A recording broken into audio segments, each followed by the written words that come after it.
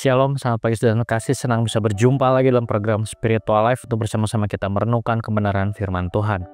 Ayat renungan kita pada pagi hari ini terambil dari Keluaran 12 ayat 14 sampai 16 dengan judul renungan kebebasan sejati. Saya akan membacakan ayat ini bagi Bapak Ibu Saudara semua. Demikian firman Tuhan. Hari ini akan menjadi hari peringatan bagimu. Kamu harus merayakannya sebagai hari raya bagi Tuhan turun-temurun. Kamu harus merayakannya sebagai ketetapan untuk selamanya. Selama 7 hari kamu harus makan roti tidak beragi. Pada hari pertama kamu sudah harus membuang segala ragi dari rumahmu. Sebab setiap orang yang makan sesuatu yang beragi dari hari pertama sampai hari ke-7 harus dilenyapkan dari Israel. Baik pada hari pertama maupun pada hari ke-7 kamu harus mengadakan pertemuan yang kudus. Pada kedua hari itu pekerjaan apapun tidak boleh dilakukan. Hanya apa yang perlu dimakan setiap orang itu sajalah yang boleh kamu sediakan.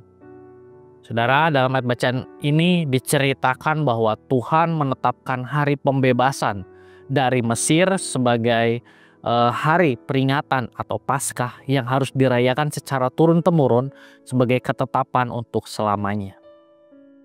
Tuhan memerintahkan agar 7 hari lamanya mereka makan roti tidak beragi. Kemudian pada hari pertama dan ke-7 akan menjadi hari pertemuan yang kudus. Dan selama 7 hari perayaan tersebut mereka tidak boleh melakukan pekerjaan apapun kecuali menyiapkan makanan untuk anggota keluarga. Tujuan dari perintah yang diberikan Tuhan untuk merayakan Paskah tersebut bukan hanya untuk memperingati pembebasan secara fisik dari perbudakan di Mesir, tetapi perintah ini diberikan untuk mengajarkan pola yang menunjukkan pada sesuatu yang lebih besar, yaitu karya Kristus di kayu salib. Dengan merayakan Paskah, orang Israel sedang dipersiapkan untuk memahami karya Kristus ketika ia datang nanti. Pola yang diteruskan secara turun-temurun diharapkan dapat membentuk harapan mesianik. Artinya adalah bahwa suatu saat darah anak domba yang sejati yaitu Kristus itu akan membebaskan bukan hanya satu bangsa saja, tetapi seluruh umat manusia dari perbudakan dosa. Saudara, Paskah mengingatkan kita bahwa kebebasan sejati didapatkan melalui pengorbanan Kristus di kayu salib. Oleh sebab itu, sebagai orang yang percaya yang sudah menerima anugerahnya, maka gaya hidup kita seharusnya mencerminkan rasa syukur dan penghormatan terhadap pengorbanan tersebut. Dalam kehidupan kita sehari-hari, kita harus menaati firman, melayani dengan kasih atau bersaksi. Misalnya kita harus berusaha taat dalam pekerjaan, jujur dalam setiap hal yang dilakukan, setia berdoa, dan melakukan disiplin rohani. Mari kita bersyukur dan menghargai karya penebusan Kristus dengan hidup sesuai dengan kehendaknya setiap hari. Saudara, marilah kita mengambil waktu sejenak untuk merenungkan firman yang baru saja kita dengar. Apakah Paskah hanya sebuah peringatan rutin yang kita lakukan setiap tahun?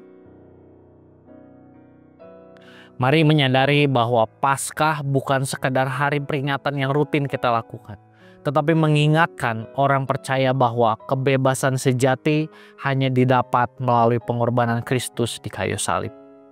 Kiranya Roh Kudus membimbing kita untuk bersyukur dan menghargai karya penebusan Kristus dengan hidup sesuai dengan kehendaknya setiap hari.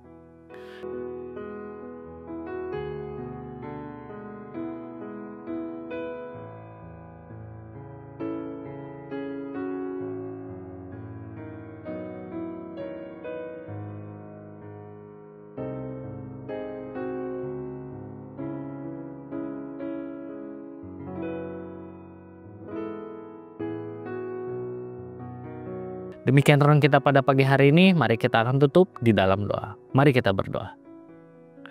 Tuhan, terima kasih buat kebenaran firman-Mu yang kami renungkan pada pagi hari ini. Terima kasih buat pengorbanan-Mu di atas kayu salib yang menebus setiap kehidupan kami. Biarlah Tuhan melalui ayat perenungan yang kami baca, yang kami renungkan hari ini, kami kembali diingatkan untuk kami menggunakan kehidupan kami dengan bijaksana. Kami hidup terus sesuai dengan kehendak Tuhan. Kami terus hidup di dalam kebenaran Tuhan setiap harinya, sehingga kami sungguh-sungguh menghidupi pengorbanan yang sudah Tuhan lakukan dalam kehidupan kami. Tuhan, kami juga mau berdoa, mau menyerahkan hari ini ke dalam tangan Tuhan. Setiap aktivitas yang kami lakukan, biarlah kami terus mempermuliakan nama-Mu saja. Terima kasih Tuhan, hanya di dalam nama-Mu kami sudah berdoa dan mengucap syukur. Haleluya, amin. Demikian renungan kita pada pagi hari ini. Selamat pagi, selamat beraktivitas. Tuhan Yesus memberkati.